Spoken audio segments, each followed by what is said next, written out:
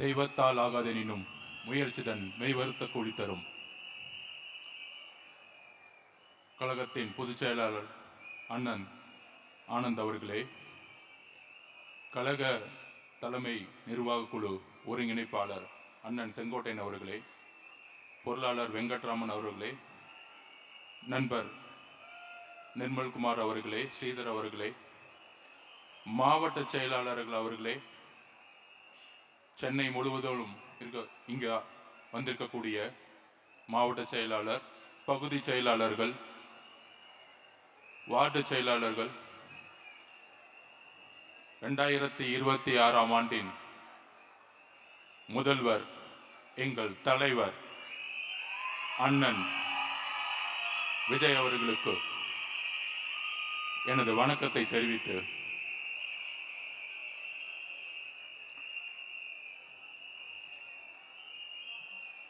சென்னை எல்லோருக்கும் ஒரு முகவரி. திருச்சியில் படிச்சுட்டு சென்னையில் 1999 இங்கே இருக்க நேரு ஸ்டேடியத்தோட ஸ்போர்ட்ஸ் ஹாஸ்டலில் வந்து பயணம், கவர்மெண்ட் ஸ்போர்ட்ஸ் ஹாஸ்டலில் என்னோட பயணம் ஆரம்பிச்சிச்சு. அன்றையிலிருந்து சென்னை என்னுடைய முகவரி, என்னுடைய இருப்பிடம், பிறப்பிடம் திருச்சி, என்னுடைய முகவரி சென்னை. இங்கிருந்தான் வளர்ந்தேன், முகவரி கொடுத்தது சென்னை. ஆனா அந்த சென்னை இப்ப எப்படி இருக்கு உங்களுக்கே தெரியும். இந்த சென்னையில 16 எம்எல்ஏக்கள், 4 அமைச்சர்கள். ஒரு அமைச்சர் நடந்துகிட்டே இருப்பார், முதலமைச்சர் முன்னாடி பின்னாடி. சைதாப்பேட்டை எம்எல்ஏ மா சுப்பிரமணியன். அடுத்தது இந்த தொகுதியோட எம்எல்ஏ திரு உதயநிதி ஸ்டாலின் அவர்கள், துணை முதலமைச்சர். அப்புறம் நம்ம சேகர் பாபு அவர்கள், அப்புறம் நம்மளுடைய முதலமைச்சர் ஸ்டாலின் சார் அவர்கள். 4 அமைச்சர்கள் இருந்து சென்னை எப்படி இருக்கு நீங்களே சொல்லுங்க. ஒவ்வொரு தாட்டும் மழை வரும் பொழுது அவங்க தாத்தா ஐயா கருணாநிதி அவர்கள், கலைஞர் கருணாநிதி அவர்கள் வேட்டியை கட்டுக்கிட்டு இறங்குவாரு. ஒரு போட்டோ அடுத்து தினத்தந்தியில வரும். ஆஹா, இந்த மக்களுக்கு எவ்வளோ உழைக்கிறாரு. வெள்ளம் வரும் பொழுது சாப்பாடு கொடுக்குறாரு, அரிசி கொடுக்குறாங்க, வேஷ்டி கொடுக்குறாங்க. நம்ம பார்க்கும்போதெல்லாம் தெரியும், பரவாயில்லையே, மக்களோட மக்களா இருந்து இவ்வளோ கஷ்டப்படுறாங்களே வெள்ளம் வரும் பொழுது. சரி, ஓகே, அவங்க தாத்தா தான் இருந்தாரு. அடுத்தது அவர் மகன் வந்தாரு, ஐயா மு.க. ஸ்டாலின் அவர்கள். அவர் இப்ப பேண்ட் போட்டுக்கிட்டு மலையில நடந்துகிட்டு மக்களோட மக்களாக இருக்கிறேன்னு திருப்பியும் ஒரு செய்தி. அதுக்கப்புறம் அவருடைய பேரன், கலைஞருடைய பேரன் உதயநிதி மழை வரும்போதெல்லாம் இறங்கி நடந்துகிட்டு இருக்காரு. ஆனா சென்னை வாழ் மக்களுடைய பிரச்சனைகள் தீர்ந்ததே கிடையாது. வேளச்சேரி முதற்கொண்டு, கொளத்தூர் முதற்கொண்டு ஒவ்வொரு ஏரியாவும் மழை வரும் பொழுது நம்ம வந்து வீட்டை விட்டு வெளியே இருக்கக்கூடிய நேரத்தில் இருக்கும். கிட்டத்தட்ட 40% ஸ்லம்ஸ், சேரிகள் அதிகமாக இருக்கு. குடிசை மாற்று வாரியம் உருவாக்கப்பட்டது. அதோட பேரை மாத்திட்டாங்க இன்னைக்கு. ஆனால் இன்னைக்கு சென்னை மாறி இருக்கா? பூர்வக்குடி மக்களா இருக்கக்கூடிய ஒடுக்கப்பட்ட ஆதி திராவிடர் மக்களுடைய நிலைமை மாறி இருக்கா? இன்னைக்கு எதுவுமே மாறல. ஒவ்வொரு வருஷமும் கூவத்திலையும் அடையாறுலையும் வெள்ளம் வரும் பொழுது மக்கள் எப்பயுமே வெளியே வந்துட்டே இருக்கிறாங்க. இப்ப இந்த 16 தொகுதியிலும் அவங்களுக்கு ஒரு நினைப்பு இருக்கு. 1962 சென்னை திமுகவோட கோட்டை, யாராலையும் அசைக்க முடியாது அப்படின்னு ஒரு பிம்பத்தை உருவாக்கி வச்சிருக்காங்க. அதற்கான ஒரு ரவுடி பலம், அதற்கான ஒரு பண பலம், இதையெல்லாம் தட்டி கேட்டா அடுத்த செகண்ட் காவல்துறையை வச்சு அடக்குமுறை. இங்க இருக்க மாவட்ட செயலர் சொன்னாரு, இங்க இருக்க சிற்றரசு துணை முதலமைச்சர் பெயரை சொல்லிக்கிட்டு எந்த அளவிற்கு இங்க வந்து செயல்படப்படாம நிப்பாட்டுறாருன்னு. அதிகாரமும் பணபலமும் இந்த தேர்தலில் 26ல எங்க அண்ணன் தலைவர் முதலமைச்சர் ஆறும் பொழுது உங்களை எப்படி தூக்கிறீன்னு எங்களுக்கு தெரியும்.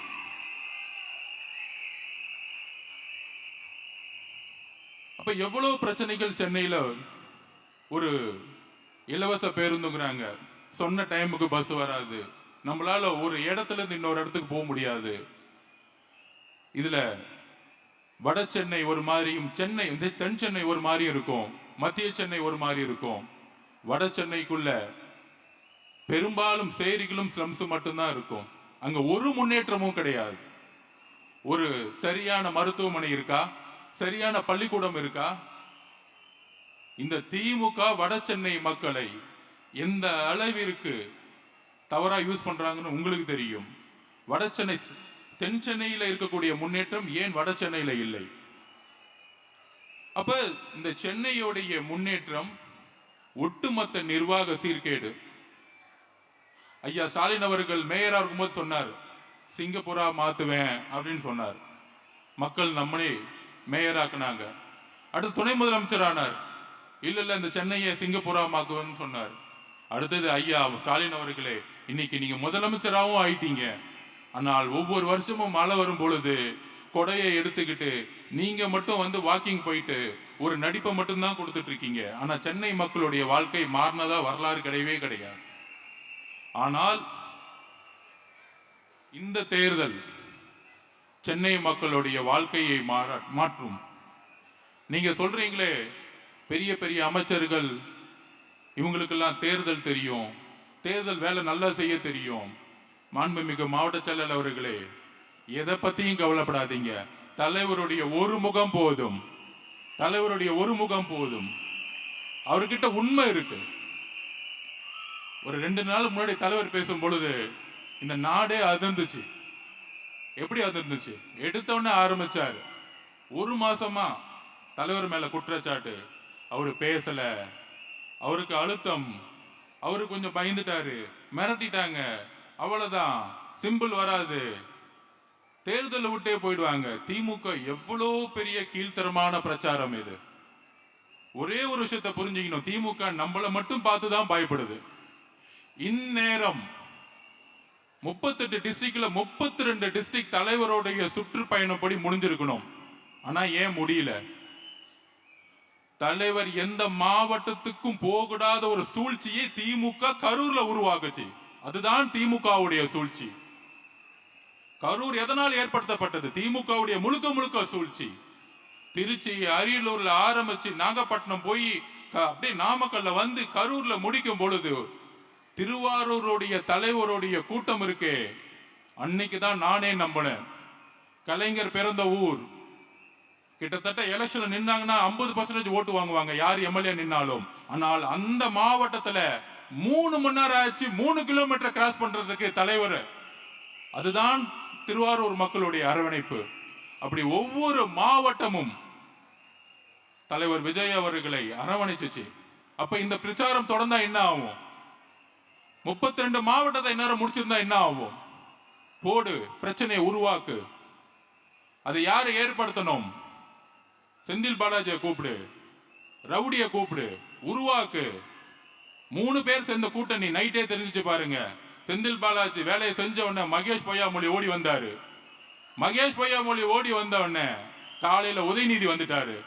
ஏன்? இதுதான் நம்ம பிரச்சாரத்தை முடக்கக்கூடிய மிகப்பெரிய ஆயுதமா அவங்க கையில் எடுத்தாங்க. அந்த பிரச்சாரம் இன்னொரு 32 மாவட்டம் நடந்திருந்தா எவ்வளவு பெரிய எழுச்சிகள். ஆனால் அவங்க பண்ணது பெரிய தப்பு என்ன தெரியுமா? தலைவரை டச் பண்ணிட்டாங்க. அந்த கரூர் மக்கள் ஒருத்தர் கூட தலைவரை ஒரு இடத்துல கூட வந்து மனசு வந்து திட்டல. இதுதான் தமிழக மக்களுடைய உணர்ச்சி. உதயநிதி அவர்களே, மகேஷ் பொய்யாமொழி அவர்களே, செந்தில் பாலாஜி அவர்களே, உங்களுடைய 3 பேர் கூட்டணியோடைய சூழ்ச்சி கரூர் மக்களே தூக்கி எறிஞ்சாங்க 30 நாள்ல. அது மிகப்பெரிய பேரன்பா தமிழக மக்கத்துல மாறியது.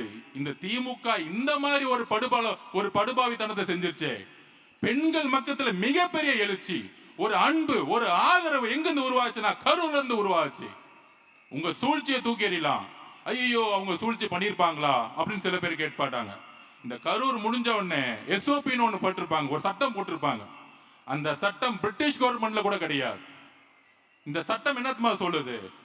நிகழ்ச்சி ஏற்பாட்டர்கள் பர்மிஷன் வாங்கணும்னா 30 நாளுக்கு முன்னாடி காவல்துறையிட பர்மிஷன் வாங்கணுமா? அதுக்கப்புறம் சட்டம் என்னத்துமா சொல்லுது? நிகழ்ச்சி ஏற்பாட்டர்கள் தான் மக்களுடைய பாதுகாப்புக்கு பொறுப்பான். நீங்க கூட்டிட்டு வர கூட்டம் வந்தோ, நேத்து பெண்கள் பாதுகாப்பு மாநாடு ஒன்று நடத்துனீங்களே, நீங்க கூட்டிட்டு வர கூட்டம்லாம் லாரிலையும் வடமாநில தொழிலாளர்களையும் கவர்மெண்ட் பஸ்லயும் கூட்டிட்டு வந்தீங்க. எங்களோட கூட்டம் 10,000 பேர்னா 1,00,000 பேர் வராங்க. அப்ப மக்கள் பாதுகாப்புக்கு யாரு பொறுப்பு? ஒவ்வொரு மாவட்டத்திலையும் பெட்டாலியன்ஸ் இருக்கு, லா அண்ட் ஆர்டர் போலீஸ் இருக்கு. எதுக்கு? மக்கள் பாதுகாப்புக்கு தான் தமிழக அரசு, தமிழக போலீஸ். வேற எதுக்கு? இப்ப லேட்டஸ்டா எஸ்சிபி என்கொயரியில எஸ்பி சொல்றாரு 7:45 மணி வரைக்கும் அவருக்கே தகவல் வரலையா. ஆனா முதலமைச்சர் என்ன சொல்றாங்க? நம்ம தான் வந்து தப்பு பண்ணிட்டோமா. ஒரு எஸ்பிக்கே தகவல் வரும் பொழுது டிவிக்கே எப்படி தகவல் வரும்? இது கூட உங்களுக்கு தெரியல. அப்ப தலைவருடைய பிரச்சாரத்தை முடக்கிறதுக்கு தான் இந்த கருரை உருவாக்குனது. அதுல மிகப்பெரிய பிரச்சனை என்ன ஆச்சுன்னா, திமுகக்கு தமிழக பெண்களுக்கு தெரியும், இந்த படுபாவிங்க இந்த பழிய செஞ்சுட்டாங்களே இவங்களோட அரசியலுக்காக. அங்கிருந்து எந்திரிச்சு வந்தார், அங்கிருந்து எந்திரிச்சு வந்தார். ஈரோடு இதோ வரப்போறாரு, அடுத்த வாரத்துல இருந்து வரப்போறாரு தமிழகம் முழுவதும். இப்ப தெரியும் உங்களுக்கு. நிப்பாட்ட முடியாது, உங்க சூழ்ச்சி நிப்பாட்ட முடியாது, உங்க எஸ்ஓபி நிப்பாட்ட முடியாது. இமீடியட்டா நாங்க உயர் நீதிமன்றத்துக்கு போறோம். இந்த ஜனநாயக படுகொலைக்கான எஸ்ஓபி கேட்டு நாங்க போறோம். அப்ப தலைவரை நிப்பாட்டணும், தலைவரை முடக்கணும். இவங்க எப்படி அரசியல் பண்ணுவாங்கன்னா, ஐயா உதயநிதி அவர்கள் ரெட் ஜெயின் மூவி வச்சு ஒரு மூவி எடுப்பாரு. ஹிந்தி டெல்லி தான் தமிழ்நாடா சரி அப்படின்னு கேட்பாங்க. ஹிந்தி எதிர்ப்பு அப்படின்னு சொல்லுவாங்க. ஆனா அதே படக்குழுவை பொங்கல் விழாவுக்கு அப்படியே அனுப்பிச்சு விடுவாங்க பேக் பண்ணி. எங்க பொங்கல் விழால ஹிந்தியில கொண்டாடிட்டு இருப்பாங்க.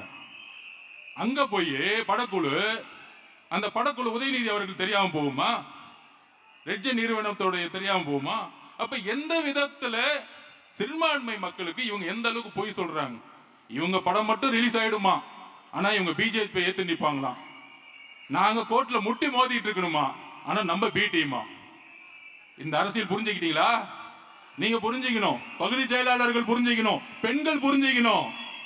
நீ பிஜேபியோட எதிரி இருந்தா பிஜேபி மூவியை நிப்பாட்டி இருப்பாங்க. நீ தான் பின்னாடி வழியா ஒளிஞ்சுக்கிட்டு இருக்கிய உட்கார்ந்துகிட்டு.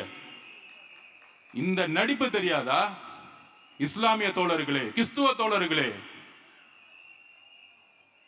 ஒடுக்கப்பட்ட மக்களே, புரிந்து கொள்ளுங்கள் திமுகவுடைய சூழ்ச்சி வரலாறு.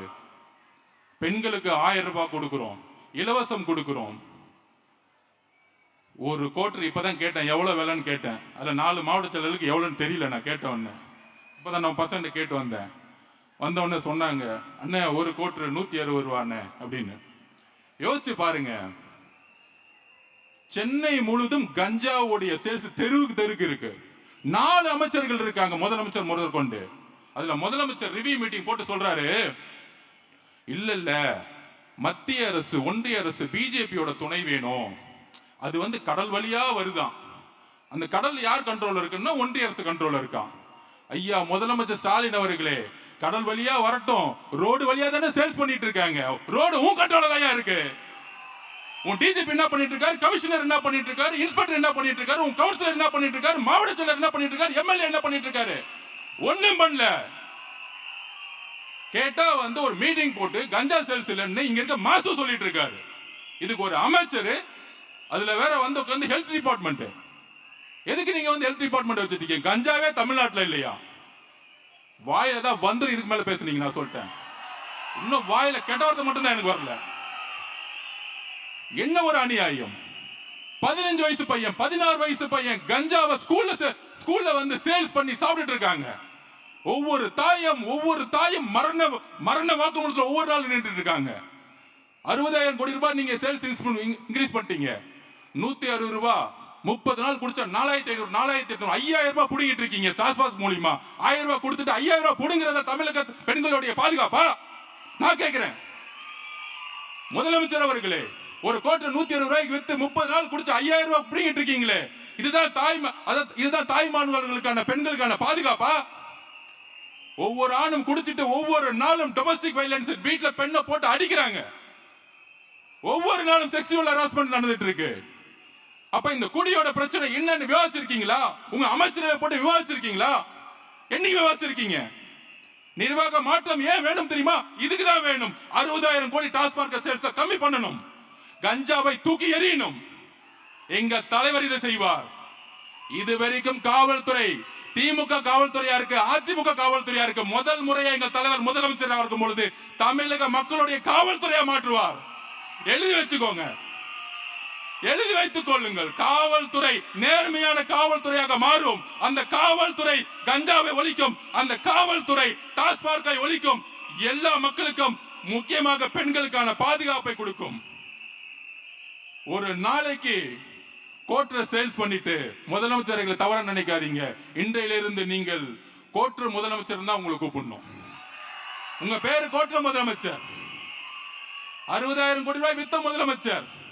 ஆனால் பெண்கள் பாதுகாப்புன்னு மாநாடு நடத்துறீங்க. அக்கா கனிமொழி அக்கா அவர்களே, 21 டாஸ்மார்க்கோட சேல்ஸ் இருந்துச்சு 30,000 கோடி. உங்க அண்ணன் முதலமைச்சரா இருக்கும் பொழுது இன்னைக்கு என்ன சேல்ஸ்? என்ன 55,000 கோடி நோக்கி போயிட்டு இருக்கு. இதுதான் பெண்கள் பாதுகாப்பா? இதுக்கு ஒரு மாநாடா? திருவண்ணாமலையில ஒரு மாநாடு, தஞ்சாவூர்ல ஒரு மாநாடு, இன்னும் 10 மாநாடு நடத்துங்க. காசு கொடுத்து கூட்டிட்டு வாங்க, பெண்கள் வருவாங்க. ஆனால் நீ கூட்டிட்டு வந்த பெண்களே உங்களுக்கு எதிராக ஓட்டு போடுவாங்க. அது ஞாபகம் வச்சுக்கோங்க. நீங்க 1000 ரூபாய் கொடுங்க, இல்ல அடுத்த மாசம் கரெக்டா நோட்டிபிகேஷனுக்கு முன்னாடி இல்ல நாங்க 2000 ரூபாய் மாத்த போறோம்னு சொல்லுவாங்க.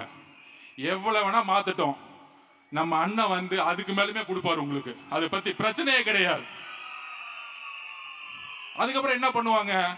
இங்க இருக்க அமைச்சர்கள் சேகர் பாபு, அங்க இருக்க செந்தில் பாலாஜி, அங்க கே சாரு, இவங்கெல்லாம் பெரிய தேர்தல் விற்பனர்கள். என்ன விற்பனர்கள்? மொத்தமா நம்ம காசே கொள்ளையடிச்சாங்களாம். அந்த கொள்ளையடிச்ச காசை பூத்துல உள்ள ஒவ்வொருத்தர் கரெக்டா 2000 ரூபாய் கொடுப்பாங்களாம். அப்பா, எவ்வளோ பெரிய தேர்தல்ல மிகப்பெரிய அறிவாளிகள் இவங்கெல்லாம். இவங்களை வேணா ஒரு ப்ரொஜெக்ஷன் பண்றாங்க டிவில. டிவி கேல மாவட்ட செயலர் பேர் சொல்லுங்க, அங்க நேரு இருக்காரு, இங்க வேலு இருக்காரு. எல்லாம் திருட்டு பசங்கடா நீங்க, எல்லாம் திருட்டு பசங்க நீங்க. வேலுன்னு எல்லாம் திருட்டு பசங்க நீங்க. மாவட்ட செயலர் ஒரு குறை சொல்லு பாப்போம், ஒரே ஒரு குறை. 28 வருஷமா நலத்திட்ட உதவிகள் மட்டுமே பண்ணவர் மாவட்ட செயலாளர். நீங்க சொல்லலாம் அடுக்குமொழியில் அவருக்கு பேச தெரியாது, நீங்க சொல்லலாம் அவங்க ஆட்டோல வரலாம். ஆனால் ஒரு எளிய மக்களை மாவட்ட செயலாளர் ஒரே கட்சி தலைவர், எங்கள் கட்சி தலைவர் விஜய் அவர்கள். இந்த அடுக்கு மொழியில பேசுறது, இந்த தமிழ்ல எதிரி மொழியில பேசுறதெல்லாம் பழைய காலங்க. உண்மையே பேசணும், மனசுல இருந்த உண்மையை பேசுறதான் பேச்சு. உன் பேச்செல்லாம் போயிருச்சு, பழைய காலம் அது. நீ என்ன வேணா உருட்டு, கேட்டா கொள்கை தெரியும், கொள்கை தெரியும். நான் நேத்து கூட பேசினேன், என்னப்பா கொள்கை தெரியும்? கொஞ்சம் செந்தில் பாலாஜியை கூப்பிட்டு பெரியாரை பத்தி ஒரு 2 நிமிஷம் பேச சொல்லு. நான் அரசியல் விட்டே போயிடுறேன். நான் ஓப்பனா சொல்ல 2 நிமிஷம் பேச சொல்லு. பேசினா பேசுவாரு. அந்த பூத்துல மொத்தம் 350 குடும்பம். அந்த பூத்துல 2000 ரூபாய் கொடுத்தா எவ்வளவு காசு வேணும்? அதுக்கு டாஸ்மார்க்ல 10,000 ரூபாய், 10 ரூபாய் புடுங்க, அதுல இருந்து நான் எடுத்துக்குவேன். அதுல உங்களுக்கு ஃபேமிலி கட்டிங் மினிஸ்டர் தான் உங்ககிட்ட இருக்கிறாங்க, செட்டிங் மினிஸ்டர் தான் உங்ககிட்ட இருக்கிறாங்க. கட்டிங் மினிஸ்டர், செட்டிங் மினிஸ்டர்ஸ் உங்ககிட்ட இருக்கிறாங்க. மாவட்ட செயலாளர் எப்படி இருக்கிறாங்க? எல்லாம் கூட்டு கலவானீங்க. ஆனால் எங்களுடைய மாவட்ட செயலர் நலத்திட்ட உதவிகளை மட்டுமே செஞ்சு வந்தவங்க. நீ எதுல வேணா போ, ரோட்ல நடந்தே பிரச்சாரம் பண்ணி அவங்க ஜெயிப்பாங்க. நீ எதுல வேணா போ, ஓட்டுக்கு 2000 ரூபாய் கொடு, 3000 ரூபாய் கொடு, மக்கள் வாங்குவாங்க. தமிழக மக்களை, பெண்களை ஒன்னேதான் சொல்றேன், 2000 ரூபாய் கொடுப்பாங்க, 3000 ரூபாய் கொடுப்பாங்க. அடுத்த 15-20 வருஷத்துடைய வாழ்க்கையுடைய தலையத்தை நிர்ணயிக்கக்கூடிய தேர்தல் இது. இன்னொரு முறை திமுக வந்தால் பெண்கள் ரோட்ல நடமாட முடியாது. உண்மையா சொல்றேன், பெண்கள் ரோட்ல நடமாட முடியாது. அந்த அளவுக்கு கஞ்சா சேல்ஸ் இருக்கும். நீங்க நினைக்கிறீங்களா? நீங்க நினைக்கிறீங்களா கஞ்சா சேல்ஸ் திமுக எம்எல்ஏ தெரியாம நடக்கும் நினைக்கிறீங்களா? நீங்க ஒரு சின்ன வீடு கட்டுங்க, ஒரு செங்கல் இருக்குங்க, கவுன்சிலர் ஓடி வந்துருவார். அது என்ன எனக்கு தெரியாம எப்படி வீடு கட்டுவீங்க கேக்குறாங்களா இல்லையா? ஒரு சின்ன வீடு.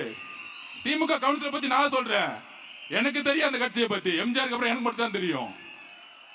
அது எப்படி வீடு கட்டுறீங்க? அது எப்படி வந்து நீங்க பிளாட் கட்டுறீங்க? அது எப்படி வந்து ரோடு போடலாம்? கான்ட்ராக்டர் 2% கொடு, ஐயா அமைச்சர் கொடுக்கணும், அமைச்சர் முதலமைச்சர் கொடுக்கணும், இப்படியே போயிட்டு இருக்கு வரிசையா. நீங்க மதுரையில மேயரை வந்து அரெஸ்ட் பண்ணாங்க, அவர் ஹஸ்பண்ட. ஏன் தெரியுமா அரெஸ்ட் பண்ணாங்க? நேருக்கே தெரியல, என்னடா நமக்கு தெரியாமல 200 கோடி ரூபாய் அடிச்சிருச்சு, நம்ம கலெக்ஷன் வரலையே, நம்ம கட்டிங் வரலையே, அப்ப தூக்கி அந்தமா போடு. ஏதோ மதுரையில மட்டும்தான் கரப்ஷன் நடந்துட்டு இருக்கான். சென்னையில வந்து கரப்ஷனே நடக்கலையா. நம்மளுடைய தூய்மை பணியாளர்கள் கதறாங்க, போராடுறாங்க, தூக்கி எறிகிறாங்க, நட்டோட்ல நிக்கிறாங்க. ஆனா எதிர்கட்சி தலைவராக இருக்கும்போது என்ன சொல்லுவாரு? ஐயோ பாவம், தூய்மை பணியாளர்கள்லாம் என்னுடைய தங்கை, என்னுடைய அக்கா. என்ன நடிவு பாத்தீங்களா? ஆனா அந்த அக்காவை தங்கை தூக்கி போட்டு கூலி படம் பார்த்துட்டு இருப்பாங்க. இதுதான் இவங்களுடைய எமோஷன். எதிர்கட்சியா இருக்கும் பொழுது நடிப்பு, ஆளுங்கட்சியான ஒரு மிதி, இவ்வளவுதான். அப்ப இந்த சென்னை ஏன் பிடிச்சி வச்சிருக்காங்க தெரியுமா? எப்பயுமே சென்னையில 16 தொகுதி தமிழ்நாடு முழுசு நாங்க ஜெயிச்ச மாதிரி அர்த்தம். எழுதி வைத்துக் கொள்ளுங்கள். 2011 எலெக்ஷன் ரிசல்ட் நான் சொல்றேன். எக்மோர் தொகுதியில பருதி ஏலமொழுதி உங்களுக்கு தெரியும். அவங்க அப்பாவும் ஒரு பெரிய அரசியல்வாதி. அன்னைக்கு சிஎம்டியை கண்ட்ரோல் பண்ண ஒரு மினிஸ்டர் அவர், உங்களுக்கு தெரியும். 15-20 கோடி ரூபாய் அப்ப செலவு பண்ணார். அதை எதிர்த்து ஜெயிச்சவர் தேசிய முற்போக்கு கழகத்தோட விஜயகாந்த் அண்ணன் கட்சியோடைய ஒரு சைக்கிள், சாதாரண சைக்கிள் ஷாப் வச்சிட்டு இருந்தவர். எப்படி அன்னைக்கு பணம் தூக்கி எறியப்பட்டதோ, அன்னைக்கு 2014 எல்லா ஆட்சியும் இருந்துச்சு. Central government power, state, panchayat எல்லாமே கண்ட்ரோல் இருந்துச்சு. ஆனா 2014 தூக்கி எறிஞ்சாங்க மக்கள். ஏன்னா மக்களுக்கு தெரியும் ஒரு உண்மையான தலைவர் வேணும். அன்னைக்கு தலைவர் டிக்ளேர் பண்ணிட்டார். இல்ல தனியா அது என்ன உடனே 4 நாள் டிபேட். அது எப்படிங்க தனியா போய் ஜெயிப்பாரு? இதே தாண்டா 2014 ஜெயலலிதா பார்த்து சொன்னீங்க. அந்த அம்மா ஜெயிக்கவே ஜெயிக்காதுங்க. அந்த அம்மா என்னங்க 4 பொதுக்கூட்டத்துக்கு வந்து போயிட்டாங்க. ஒரே ஒரு விஷயத்தை பதிவு பண்ணிக்கிறேன். நீங்க 10 பேர் சேர்ந்துக்கலாம், ஆனால் ஒரு தலைமையோடைய முகம் வேண்டும். நீங்க எந்த கூட்டணி வேணா சேர்ந்துக்கலாம். டெல்லியை கூப்பிட்டுக்கோங்க, இங்க கூப்பிட்டுக்கோங்க, அங்க கூப்பிட்டுக்கோங்க, பழைய மினிஸ்டர் கூப்பிட்டுக்கோங்க, முதலமைச்சர் கூப்பிட்டுக்கோங்க, எல்லாத்தையும் கூப்பிட்டுக்கோங்க. ஆனால் ஒரு தலைமை வேண்டும். தலைமை இல்லாத எந்த கூட்டணி மக்கள் ஆதரிச்சத வரலாறே கிடையாது. எம்ஜிஆரை விரும்பினது அவருடைய தலைமைக்கு. தலைவர் சொல்லக்கூடிய 234 கேண்டிடேட்டும் அவருடைய முகம். அவர் முதலமைச்சரா வரணும் தான் ஓட்டு போட போறாங்க. இங்க இவர் வரணும் அவர் வரணும் கிடையாது. தமிழக மக்கள் ரெடி ஆயிட்டாங்க. நீங்கள் உறுதியாக சென்னையில தான் அதிகமான கஞ்சா சேல்ஸ். ஆனா இங்க இருக்க ஹெல்த் மினிஸ்டர் சொல்லுவாரு ஒண்ணுமே நடக்கல. அப்ப எந்த அளவுக்கு செய்தியை அவங்க மறைக்கிறாங்க. அவங்களுடைய வேலையை என்ன தெரியுங்களா? செய்தித்துறையை வச்சுக்கிட்டு எல்லா செய்தி சேனலும் வாங்கிட்டாங்க, யூடியூப் எல்லாம் வாங்கிட்டாங்க. நீங்க எதை பாக்குறீங்களோ நம்ம நினைச்சுக்கோ, நமக்கே ஒரு பிரச்சனை வந்துடும். ஐயோ இப்படி சொல்றாங்களே அப்படி சொல்றாங்களே. தயவு செஞ்சு எதையும் நம்பாதீங்க. தலைவர் பேசுறது 5 கோடி பேருக்கு ரீச் ஆகுது. நான் அன்னைக்கே சொன்னேன், முதலமைச்சர் மொழிபோர் தியாகிகளை பத்தி பேச போறாரு, யூடியூப்பை பாருங்கன்னு. நான் பார்த்துட்டு இருக்கேன். நான் சொன்னது 600 பேர், அன்னைக்கு பார்த்துட்டு 320 பேர். அவ்வளவுதான். மக்களுடைய கமிட்மெண்ட் அவ்வளவுதான். ஒரு முதலமைச்சர் பேசுனா கமிட்மெண்ட் இல்ல, யாரும் பார்க்கறது தயாரா கிடையாது. ஆனால் ஒரு பெரிய பிம்பம், இது பெரிய கூட்டணி, இந்த கூட்டணி யாராலும் உடைக்க முடியாது. இல்லை, 3 முறை உங்களுக்கு வாய்ப்பு கொடுத்துட்டாங்க. 3 முறை வரலாற்றில் வாய்ப்பை உருவாக்கிய கட்சிகள் அடுத்த எலெக்ஷன்ல படுதோல்வி அடைஞ்சிருக்காங்க. இது வரலாறு. இந்த வரலாறு புரிஞ்சுக்கும். அதுக்கப்புறம் இன்னொரு வரலாறு சொல்லிடுறேன். எந்த காலத்திலையும் திமுக 2வது முறை ஜெயிச்சதே கிடையாது. ஏதோ ஒரு பிரச்சனை வந்துடும். கலைஞர் ஐயாவுக்கும் சரி, அவர் இருக்கும்போது சரி, ஏதோ ஒரு பிரச்சனை வரும். அப்படி ஸ்டாலின் ஐயா வந்து சந்தோஷமா, ஆப்போசிட்ல யாருமே இல்ல, நம்ம பசங்க கொஞ்ச நாளா வந்து 2 நாளா வந்து ஏடிஎம்கே அட்டாக் பண்ணிட்டு இருக்காங்க. தயவு செஞ்சு வேண்டாம். ஃபைனல்ஸ் வந்துட்டோம். டிவிகே டிஎம்கே முதல் தெளிவாயிடணும். நம்ம யார் கூட சண்டை போடணும்னு தெளிவாயிடணும். அவுட் ஆஃப் சிலபஸ் இருக்கவங்களோட சண்டை போட்டீங்கன்னா டைம் வேஸ்ட். ஆளாளுக்கு என்ன பேசிட்டே போட்டோம். ஒன்லி நம்ம டார்கெட் தலைவர் சொன்ன மாதிரி டிஎம்கே டிஎம்கே டிஎம்கே, வேற எந்த டார்கெட்டும் கிடையாது.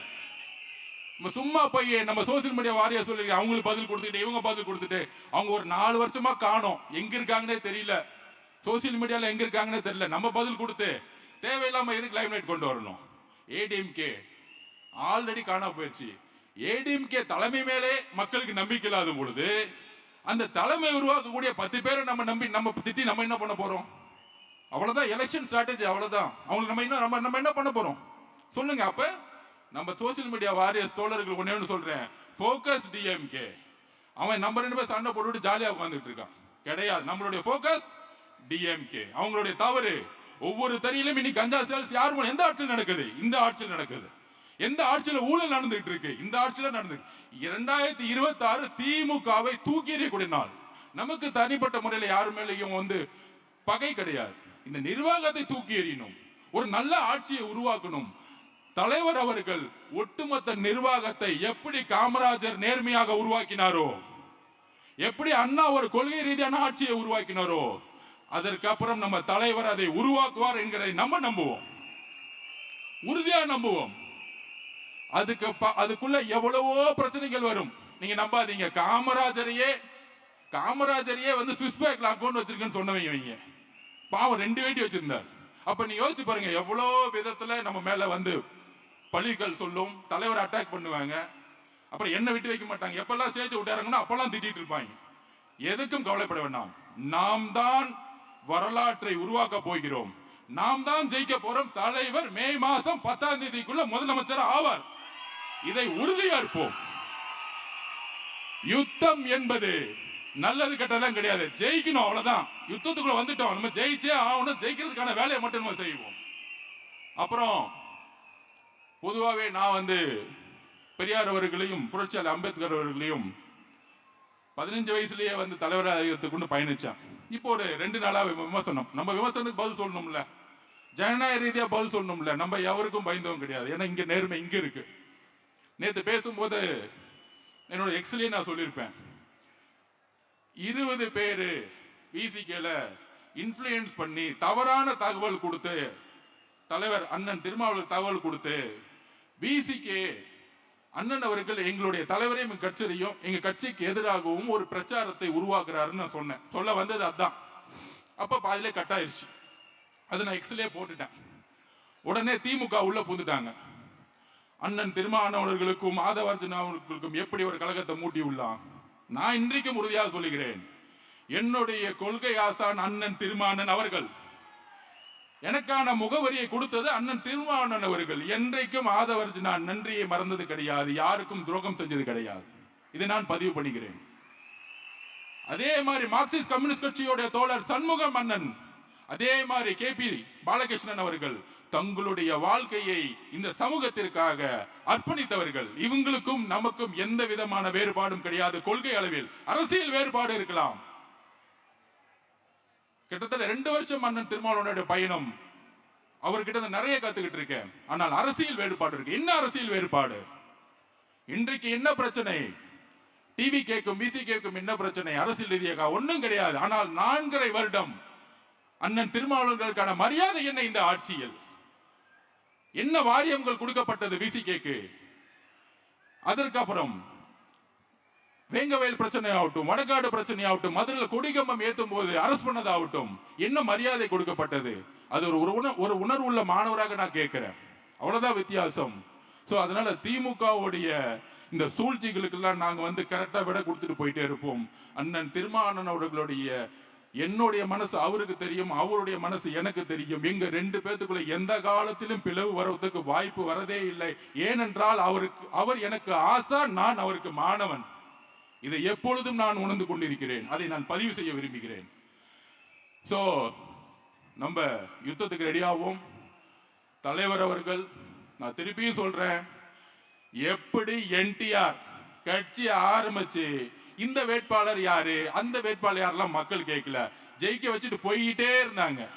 அதே மாதிரி ஆந்திரால எப்படி NTR வரலாற்றை உருவாக்கினாரோ அதுக்கான தேர்தல் தான் இது. நீங்க பயப்பட வேண்டாம், யோசிக்க வேண்டாம். நிறைய பயப்படுத்துவாங்க, அவரு ரவுடிசோ, இவர் பணம் வச்சிருக்காங்க, அந்த பணம் போலும் ஒண்ணுமே கிடையாது. மக்கள் முடிவு பண்ணா தூக்கி போட்டு போயிட்டே இருப்பாங்க. 2026 மட்டுமல்ல, 2026, 31, 36 போயிட்டே இருப்போம். நம்ம அதுக்கான பணிகளை நம்ம செய்வோம். நன்றி, வணக்கம்.